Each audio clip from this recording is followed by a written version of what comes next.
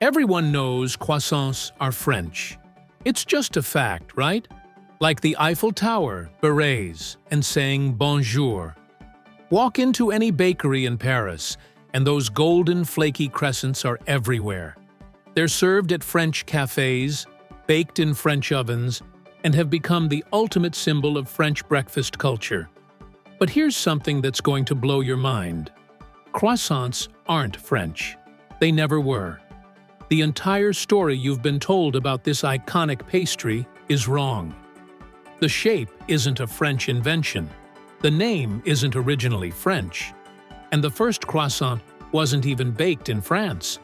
So where did croissants really come from? And how did one of the world's most recognizable pastries end up being claimed by a country that had nothing to do with creating it? Today, we're revealing the shocking truth. Right here on Stories Behind Everything.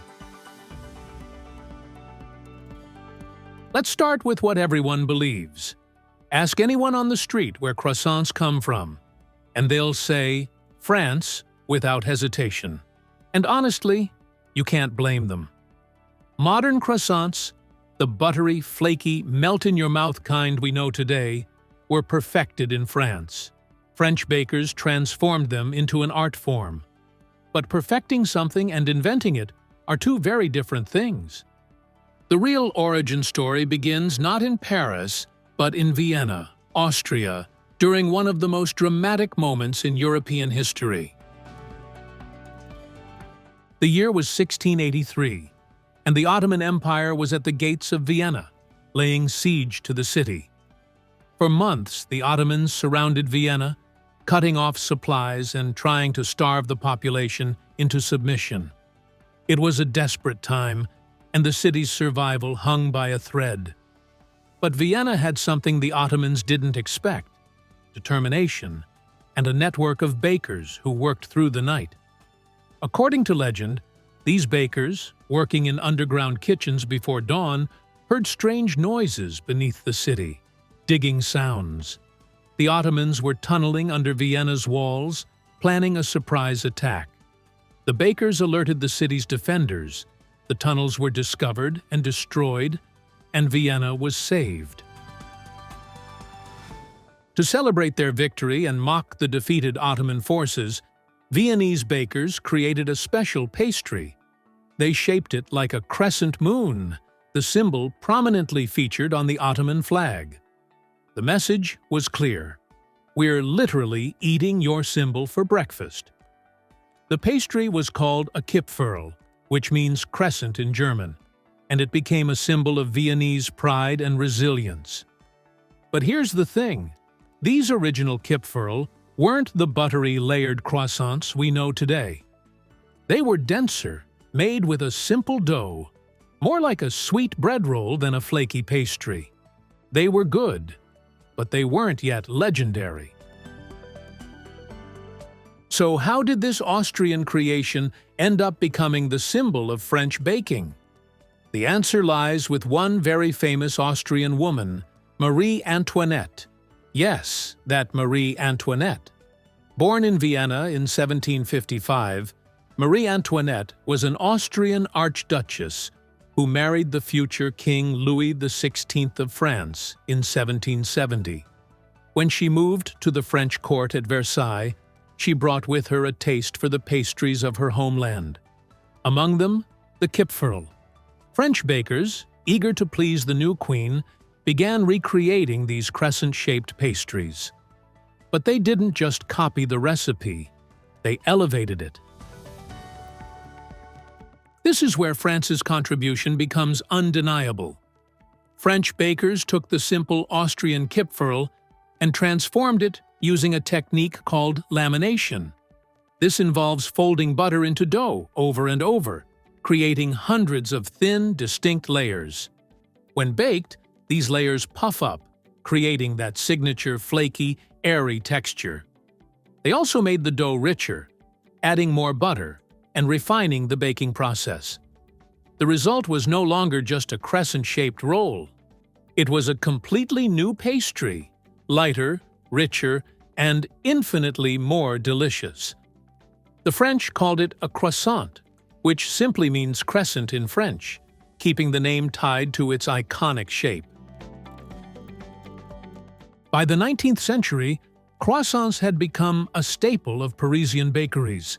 They were sold in cafés, enjoyed by workers and aristocrats alike, and gradually became so associated with French culture that their Austrian origins faded into obscurity. By the early 20th century, most people had completely forgotten that croissants came from Vienna. They were French now, at least in the public imagination, and France wasn't about to correct anyone. But here's where it gets interesting. While France claimed the croissant, Austria quietly continued making kipferl. Even today, you can find traditional Viennese kipferl in Austrian bakeries.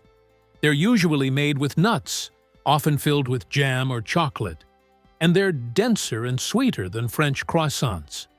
They're delicious in their own right, but they're unmistakably different. It's like comparing two distant cousins, related, but evolved in completely different directions. The French version became flaky, buttery, and minimalist. The Austrian version stayed closer to its roots, denser, sweeter, more substantial. So, why does this matter? Because it highlights something fascinating about food history. Dishes and recipes rarely belong to just one place. They travel, they evolve, they get claimed by new cultures. Croissants started as a symbol of Austrian victory over the Ottomans. They traveled to France with an Austrian princess. French bakers transformed them into something new. And now, they're known worldwide as quintessentially French. It's a perfect example of how food becomes part of a national identity, even when the origins are somewhere else entirely. And the croissant's journey didn't stop in France. Today, croissants are baked and eaten all over the world. You'll find them in New York delis, Tokyo bakeries, and Australian cafés. Each place adds its own twist. Some are filled with chocolate, some with almond paste, some with ham and cheese. The croissant has become a global pastry, but wherever you eat one, people will still call it French. That's the power of branding, and France did it better than anyone. In recent decades, food historians have worked to set the record straight, crediting Austria with the original invention. But even with this knowledge, croissants remain stubbornly French in the global consciousness. And maybe that's okay. After all, France did perfect them. Without French bakers and their mastery of lamination, croissants wouldn't be what they are today. Austria gave us the concept. France gave us the masterpiece. So the next time you bite into a warm, buttery croissant, remember its journey. It started as a victory pastry in besieged Vienna, traveled to France with a queen, was perfected by French artisans, and became a symbol recognized worldwide. It's not just a pastry, it's a story of war, culture, migration, and transformation.